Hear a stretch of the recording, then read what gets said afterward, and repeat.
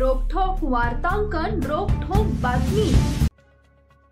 अल्पवयीन मुलीची हत्या करणाऱ्या नराधमास 8 दिवसांची पोलीस कोठडी।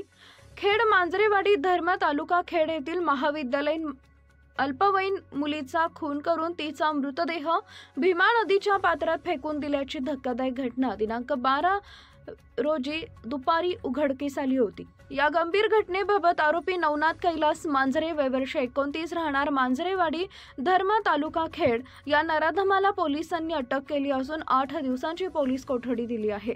खेड पोलिसांनी दिलेल्या माहितीनुसार पीडित अल्पवयीन मुलगी हुतात्मा राजगुरू महाविद्यालयात शिक्षण घेत होती। इयत्ता 11वीची परीक्षा देऊन क्लाससाठी ती महाविद्यालयात नेहमीप्रमाणे येत होती। दिनांक 11 रोजी राजगुरू नगर इथं नेहमीप्रमाणे सकाळी महाविद्यालयात आली होती।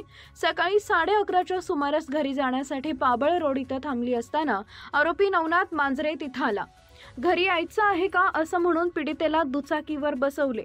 दरम्यान मला उसाच्या शेताला 2 पाण्याची बारी द्यायची असं मुलीला सांगून मांजरेवाडी पिंपळ मलघेवाडी या मार्गाच्या रस्त्याने त्याच्या नदीकाठच्या उसाच्या शेतात नेले।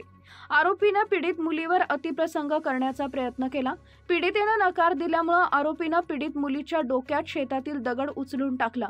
तिचा मृतदेह शेतालगतच असणाऱ्या भीमा नदीच्या पात्रात 150 फूट ओढत नेऊन टाकला अशी आरोपीने कबुली दिली असल्याचं पोलीस उपनिरीक्षक स्नेहल राजे यांनी सांगितलं।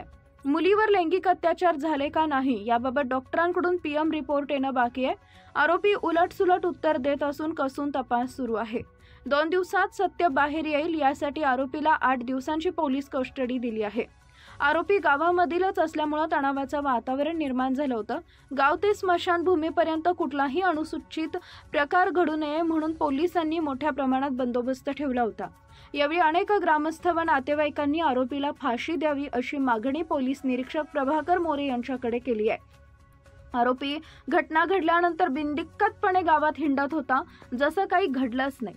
घटनेनंतर तो जवळके इथं यात्रेला जाऊन आला। दुसऱ्या दिवशी सकाळी हनुमान जयंती निमित्त स्वतःच्या किराणा दुकानात नारळ विकत होता। तसेच माझ्या शेतात नदीलगत कुणीतरी बाईचा ओरडण्याचा आवाज आला, मी घाबरून तिकडं गेलो नाही असं गावात तो सांगत होता।